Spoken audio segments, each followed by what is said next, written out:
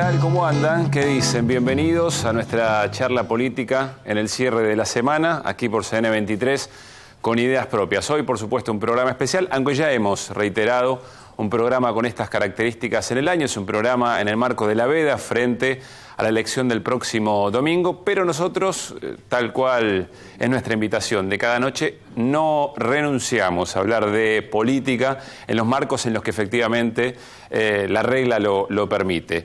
Y de hecho vamos a hablar sobre algo central, muchas veces mencionado y sobre todo muy comentado en estos tiempos, pero poco abordado, me parece, profundamente. Tiene que ver con el neoliberalismo. El neoliberalismo y el impacto en el mundo, sobre todo lo que está pasando en Europa, las resistencias, la vigencia efectivamente de este pensamiento, esta filosofía, este modelo económico y cultural. Y también sobre cómo le ha ido en estos años a aquellos buenos alumnos que ha tenido el neoliberalismo en la región.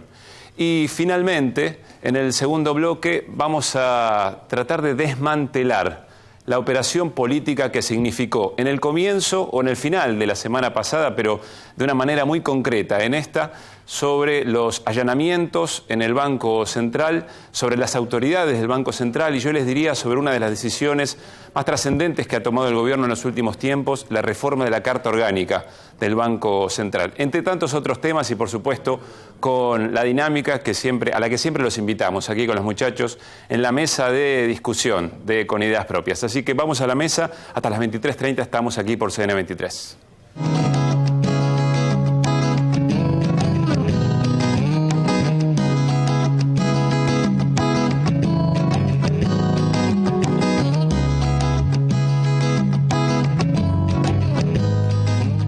¿Qué tal? ¿Cómo están, muchachos? Qué bueno verlos en una noche como esta. Y bienvenido a Edgardo Form. Aquí estamos de vuelta. En un momento, en el segundo bloque, vamos a charlar. Nos va a contar dónde estuvo. Me parece que va a tener mucho sentido charlar sobre el cooperativismo en el marco de lo que yo recién presentaba. Será uno de los ejes centrales de la noche de hoy. Antes de meternos sobre estos temas, desde ya coincidimos y además celebramos la discusión política aún en el marco de la campaña sin pasar por arriba ninguna regla de juego. Les pediría un comentario acerca de 2 o 3 episodios con el mismo objetivo.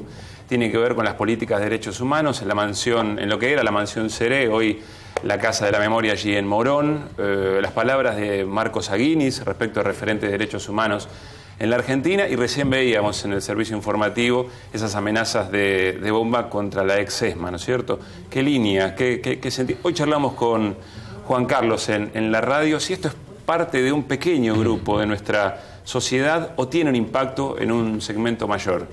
Yo creo que son sectores nostálgicos de la última dictadura genocida que no aceptan someter al juicio, como viene ocurriendo, a los responsables precisamente del terrorismo de Estado. Estas son expresiones que pueden haber permanecido larvadas durante un tiempo, pero el hecho de que pinten en una de las paredes de la mansión Seré, que es un espacio consagrado a la memoria, el 22 se termina el curro, significa que hay expectativa de que haya una suerte de vuelta al pasado, de perdón, de indulto, o que se ponga un freno directamente a la continuidad de los juicios por la memoria, la verdad y la justicia. Y el agravio de Marcos Aguinis a Estela de Carlotto y a las madres de Plaza de Mayo es coherente con lo que viene expresando en términos políticos más generales Marcos Aguinis desde hace un tiempo. Lamentable que el autor de La Gesta del Marrano tenga este tipo de expresiones absolutamente reaccionarias y yo diría, permítanme el término, fascistas.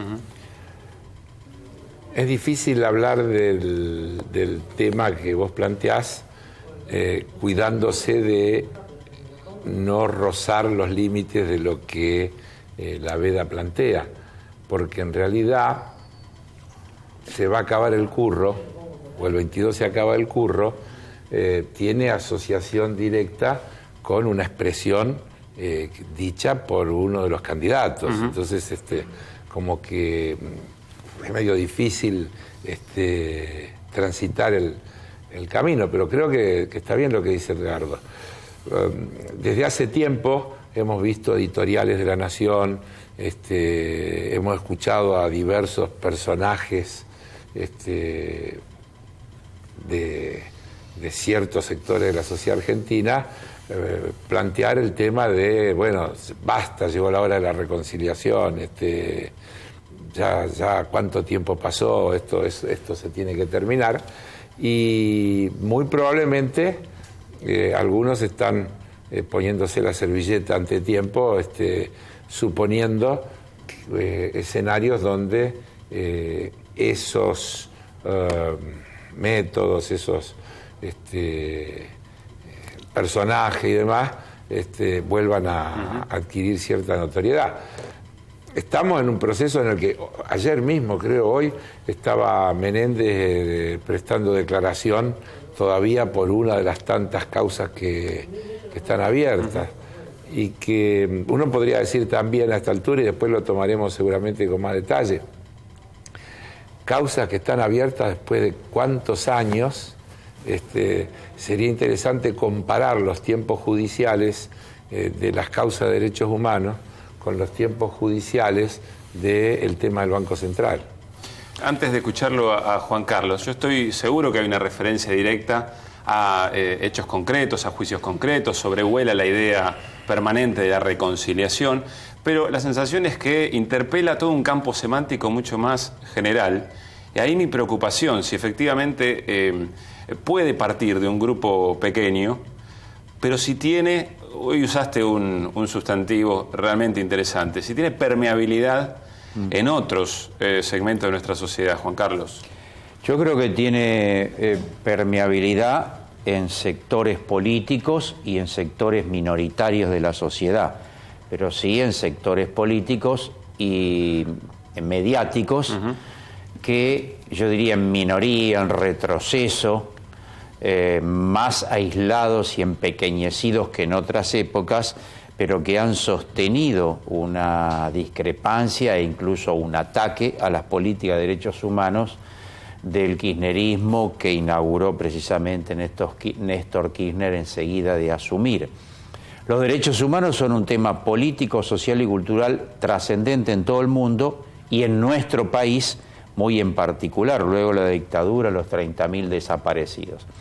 Hemos recorrido un periplo donde se instaló muchísimo en la sociedad la idea de memoria, verdad y justicia. Por eso digo que esos otros sectores que Edgardo dice nostálgicos de la dictadura y de las violaciones de derechos humanos y fundamentalmente de la impunidad, del olvido, estaban, y todavía lo están, creo, para atrás.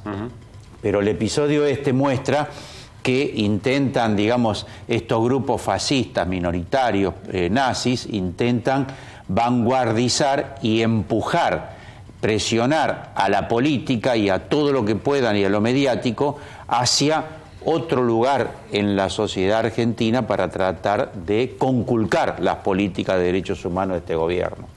Nos vamos a meter en el tema de este primer bloque. Yo creo que va a ser el tema de todo el programa, pero organizarnos nos lleva a decir que es el tema del primer bloque. Sin embargo, creo que dictadura y neoliberalismo se llevan bastante bien. Así ha quedado demostrado, me parece, en la historia y sobre todo en la historia argentina. Antes de pasar a un clip que nos va a meter en tema respecto del impacto del neoliberalismo en el mundo y concretamente ahora en Europa, les voy a pedir una definición, ojalá que no nos lleve este programa y el que viene, respecto de diferencias entre capitalismo y neoliberalismo. Por más que sea una obviedad, me gustaría que partamos desde el principio. ¿Quién lanza? Yo puedo ser. El capitalismo tiene desde su nacimiento diversas manifestaciones, yo diría, y fases en su desarrollo y sus expresiones ideológicas.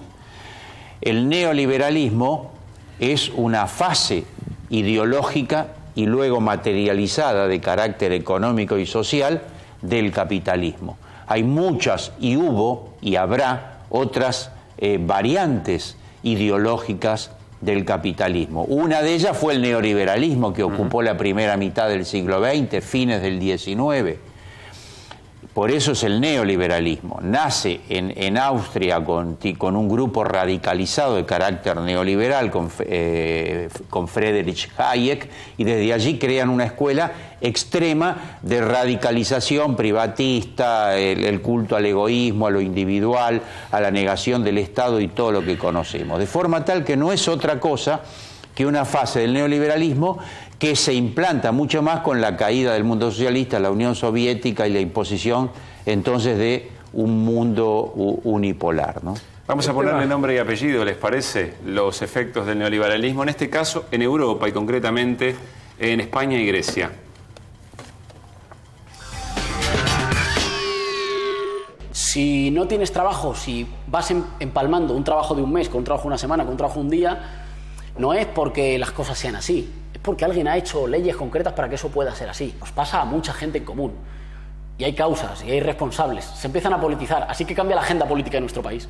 La desigualdad entra en el corazón de la agenda política de nuestro país y no se hablaba de ella. Sí, la cumbre social que aglutina a los sindicatos, a los trabajadores, a cientos de colectivos profesionales, las mareas ciudadanas en defensa de la educación, de la sanidad, de los servicios sociales, colectivos también diferentes vinculados al 15M, salen a la calle para rechazar las políticas del Ejecutivo y denunciar la responsabilidad que la banca ha tenido en esta crisis. Hay convocadas casi 70 manifestaciones durante este fin de semana en diferentes ciudades españolas. Nosotros estamos en la Plaza de Neptuno, desde donde en estos momentos sale una de las 2 marchas previstas en la capital. Salvemos lo público, salvemos las pensiones, salvemos a las personas, juicio a la banca.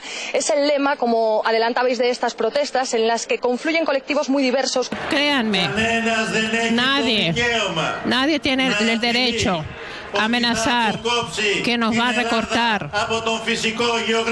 Jamás vamos a salir de nuestra Europa. Nunca nos vamos a dividir a Europa. Nadie nos debe amenazar. Al menos 35 personas fueron detenidas y una resultó herida hoy cuando manifestantes se enfrentaron con policías frente al Parlamento griego en Atenas durante una protesta contra el ajuste que el legislativo griego debe votar antes de la medianoche para obtener un nuevo rescate de sus acreedores. El acuerdo alcanzado en la cumbre de la Eurozona del lunes consta de una serie de medidas que el Parlamento heleno debe aprobar para que el gobierno pueda iniciar las negociaciones sobre un tercer rescate. Las reformas incluyen cambios y subidas del IVA, nuevas medidas tributarias, el fortalecimiento del tratamiento penal de la evasión fiscal y reformas en las pensiones y la seguridad social. Las similitudes, si le sacáramos las referencias idiomáticas, las similitudes con otro tiempo de la Argentina son notables. Las sensaciones de tierra arrasada después de que el neoliberalismo en poco tiempo hace de las suyas. Claro, tal vez para darle continuidad a tu introducción, se me ocurre que uno podría decir que el capitalismo se transforma en neoliberalismo sobre la base de la eliminación de lo único que le puede poner límite, que es el Estado. Por eso es la negación del Estado. Es decir,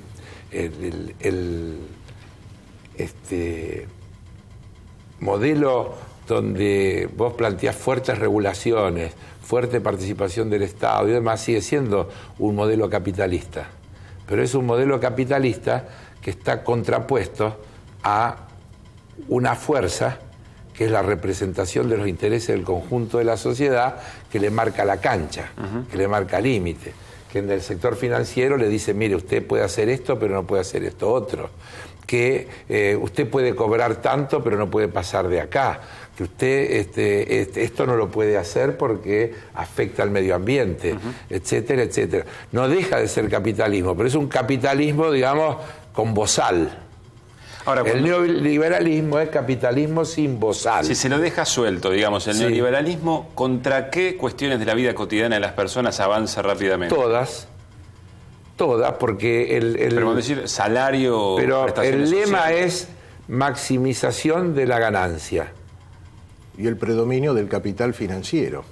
Porque ya no es el capitalismo que produce bienes y servicios, es la especulación llevada al nivel extremo, Estado mínimo y mercado absoluto. Bueno, pero alguien gana, pero el alguien le otro va bien. capitalismo, el que produce también, porque el que degrada el medio ambiente. Por es decir, supuesto. pues es interminable el tema. Yo insisto, de la única manera que esto puede tener cierta razonabilidad, porque es una puja permanente, es en el marco de fuertes regulaciones. Vos dabas ahí el caso España, yo creo que lo dije acá.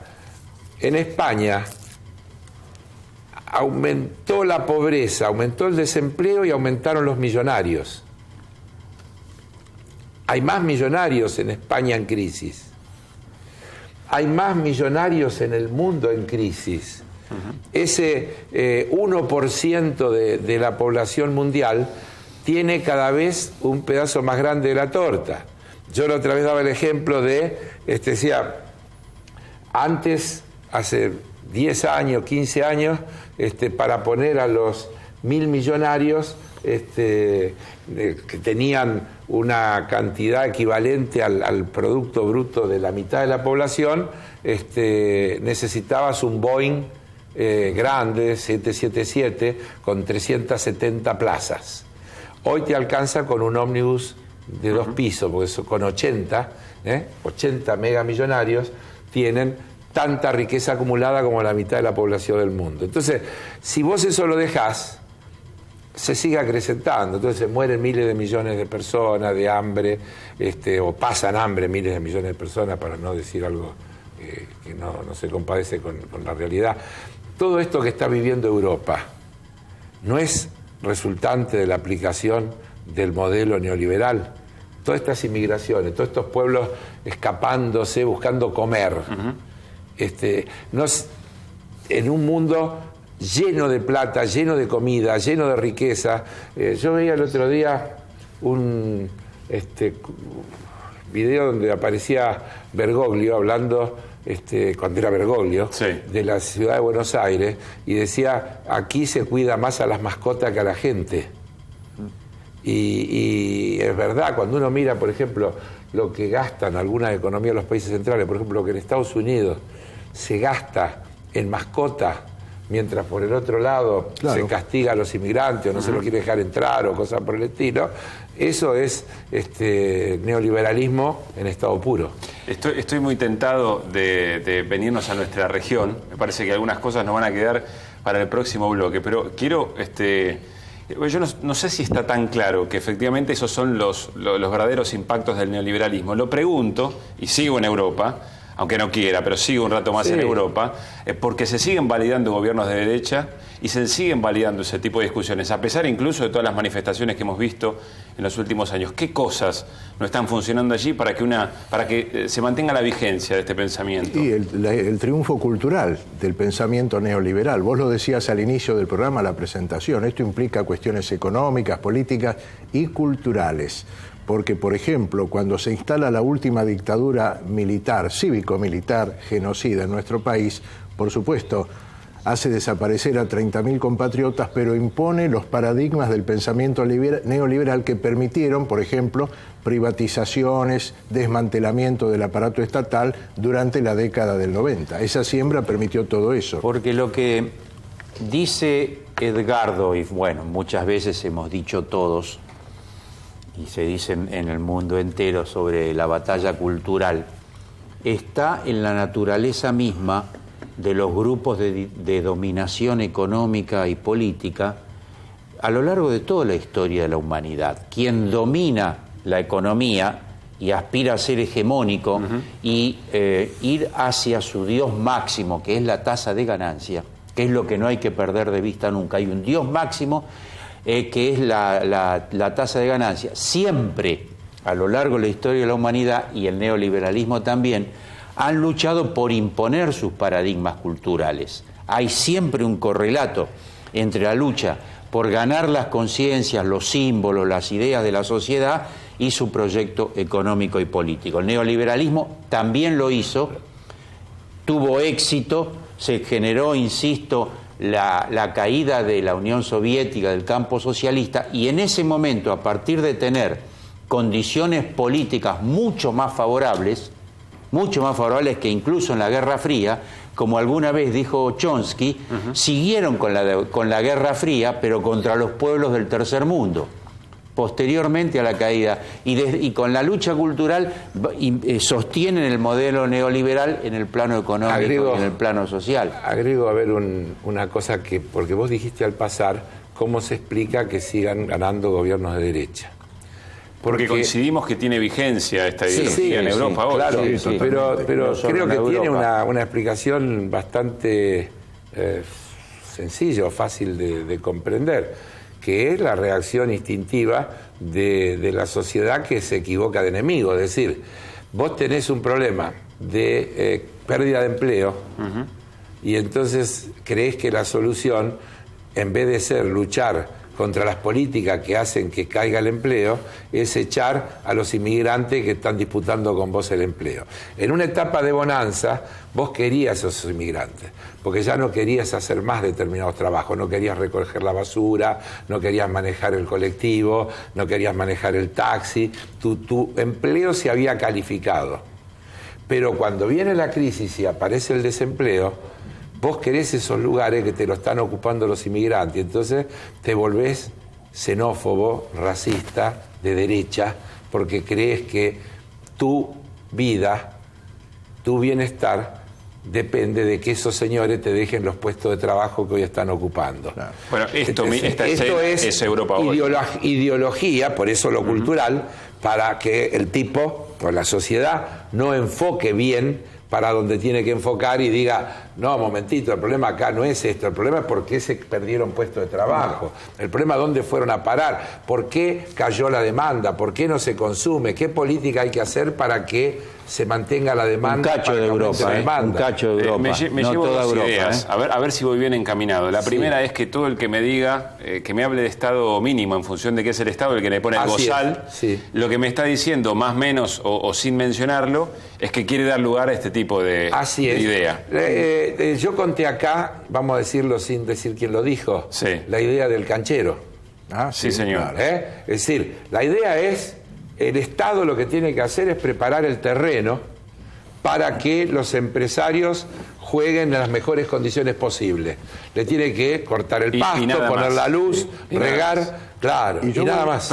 Hoy se le dice prestar servicios básicos, no se le dice mínimo porque esa es la idea de que desaparezca el Estado. Los necesarios para que las fuerzas del mercado funcionen libremente. Y un ejemplo de un poco antes de esto del canchero. Bernardo Neustadt diciéndole a Doña Rosa y mostrando en el teléfono, Doña Rosa, ¿dónde está la soberanía? Mi preocupación es que eso le hemos encontrado el doblez. Yo quiero saber cuál es el lenguaje actual de este tipo de ideas, si es que se le ha visto la cara más feroz y sobre todo...